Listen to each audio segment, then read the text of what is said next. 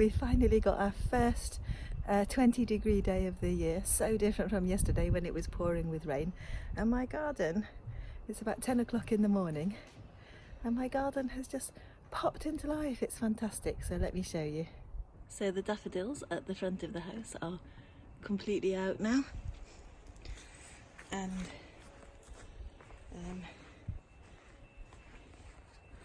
the roses have got more and more leaves on, so I really hope we don't have a frost. This time last year we had snow and everything was wrecked. And the primulas are fully out. Excuse my camera shadow. And this is pink campion, and that's on its way. And the tulips are out. I think when the tulips start coming out, it really is spring. And my shadow's in the way. This is a lovely light pink primula that my mother-in-law gave me, and they spread like mad, so I keep splitting them. And so it is a beautiful day for gardening today, but we're going out. Oh, these tulips have popped. I thought they were perhaps going to be pink, but they're very definitely red, and they're beautiful. And that rose is not looking too healthy. There's no leaves on that, and that's my beautiful oh, there is. If there's any leaves, it'll come back. There they are. That's a beautiful rose. It's called cherry parfait. And this section is looking very good.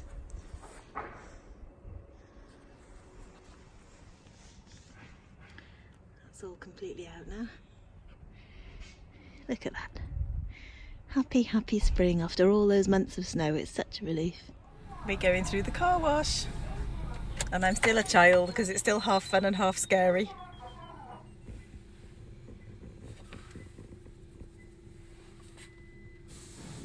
Here we go.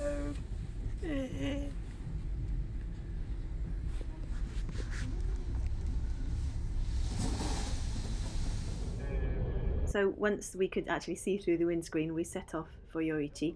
It's quite a long drive, a couple of hours, a bit less maybe. The last part of the motorway is new, and we hadn't been on it before. So you drive between the sea on the one side and the mountains on the other, and it's lovely. It's really, really nice. But I hate driving through tunnels, and there's a lot of tunnels. I didn't realise it was going to be so tunnely. At least today I wasn't driving, and the reward for coming out of a tunnel is the beautiful skies and another nice view to look at. So yeah, I don't like driving through tunnels because I find it very hard to keep straight. I don't know why. I sort of get mesmerised by the sides of the tunnels, and I don't like it when it's a 2-lane and everyone's trying to pass each other. At least this was only 1 lane. So all the tunnels were worth it. We got into Yoichi much quicker than we used to do when you had to drive the last bit on the smaller roads like this one. The mountains are lovely. That behind those mountains and on the other side is Niseko, which is a big world famous skiing area. And we were hungry, so we went to our favourite fish shop. You always have to queue. You queue down the street and then you queue up the stairs. But eventually you get there, and it's so worth it.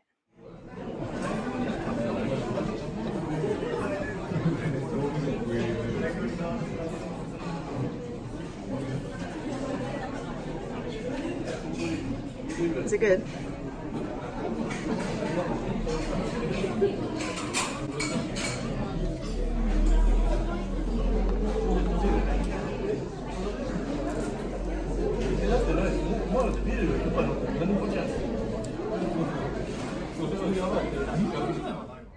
So after lunch we went to the Nikka whisky factory, which was started by Mr. Taketsuru, who went to Scotland in the 1920s to study how to make whisky. And then he actually met and married a Scottish woman, and they came back and started the whisky distillery here in Yoichi in the 1930s.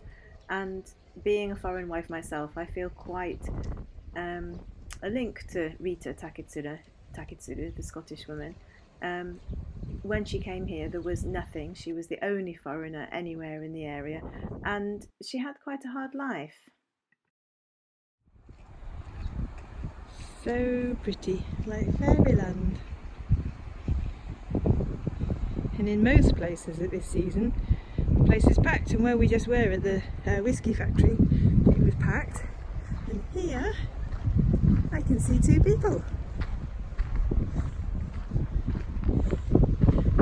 Ooh, it's windy, that's why. Out of the wind it's really warm, but the wind is coming off the snow up those mountains there, look. So it's perishing. Look at all those daffodils down there.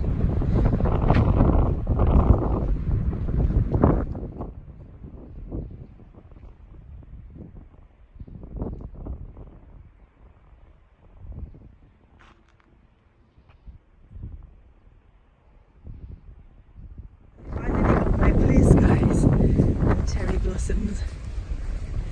Look at that. So lovely. And in Hokkaido you're never free of the wind, not in the spring.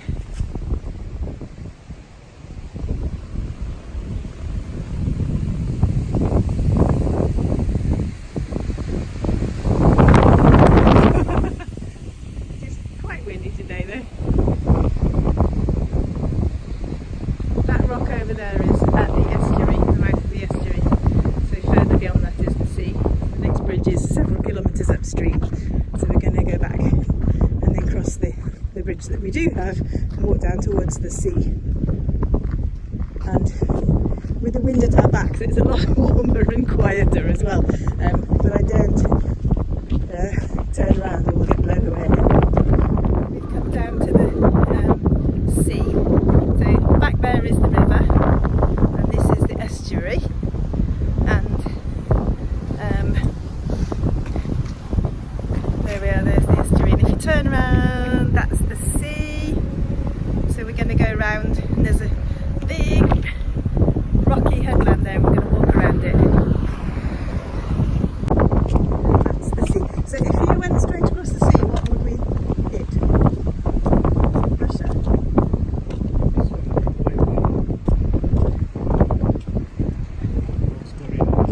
More that way. No.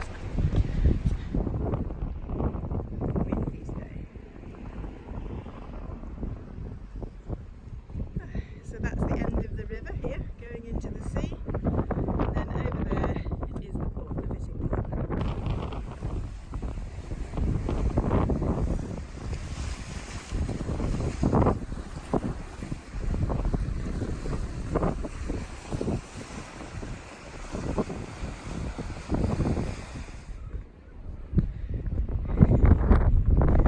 So the boats with the big strings of lights on them are for catching squid. The squid are attracted to bright light and they come to the surface in my court. So thank you, fishermen. I had a good lunch thanks to you.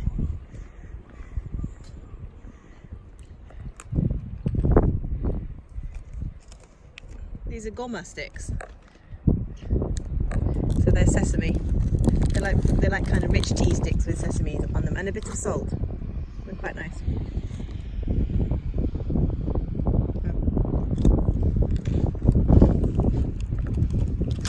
There's our view.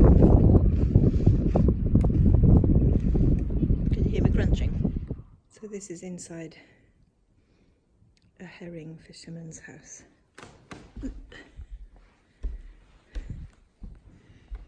the boots are up there to dry.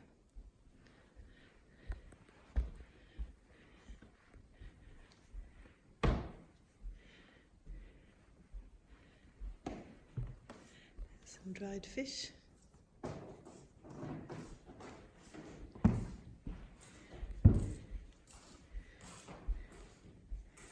These are the flags that they had for each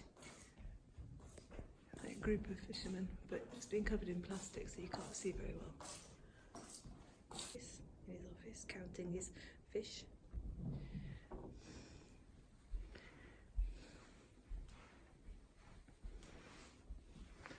And then this was for the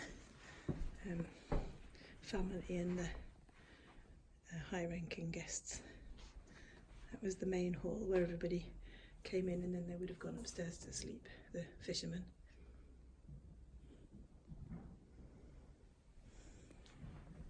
So it gets to about -30, -25 sea in the winter. That is what is between you and the outside world. There's almost no light. Can you imagine how cold it was in the winter?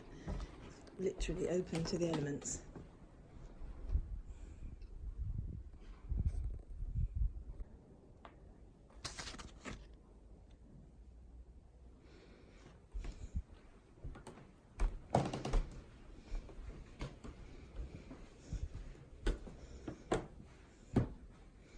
Somebody's having a business meeting.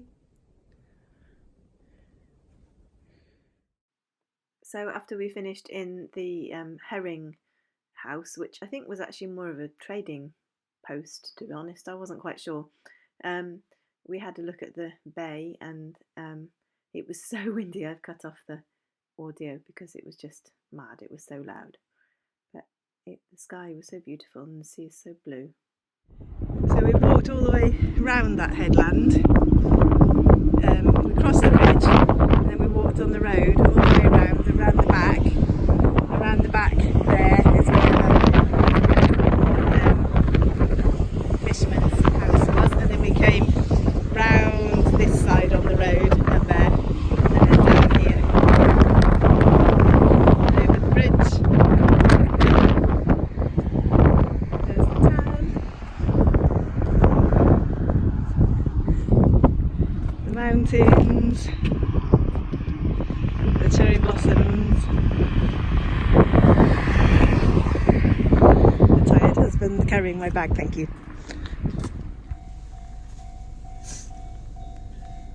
Oh, there it is. Whee, it's a little local train right in front of us. Bye! Oh, it's a worm train, it was just... So we're going home now. So the mountains are behind us and it's very windy. Just with barriers in the way, so you can't see properly.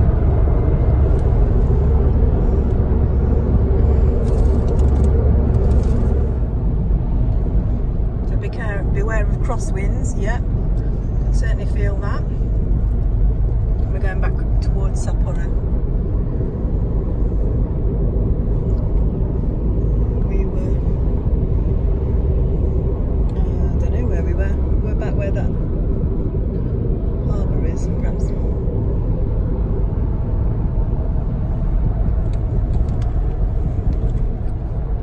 See in front of us.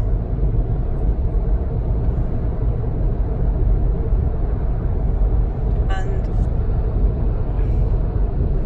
those mountains are the other side of a huge, enormous bay.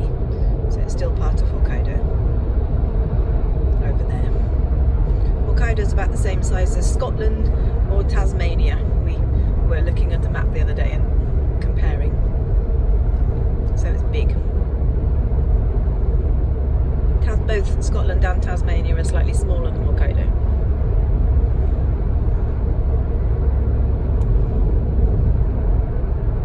Looks like we're going to fall into the sea.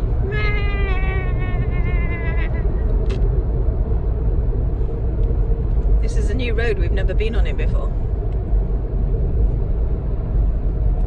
Quite seasidey, that bit. So on the way home I was crocheting hairbands, making flower motifs, and I'm lucky because my husband likes driving, so I get to do a lot of car crochet. And when we got home I was fully intending to record the ending of this vlog, but I fell asleep on the sofa and then I woke up, and now it's quite late at night, so I'm not going to do any more recording, so I'll say goodbye here. And he's back at work tomorrow. I've got another few days off, so I'll see you tomorrow. Bye.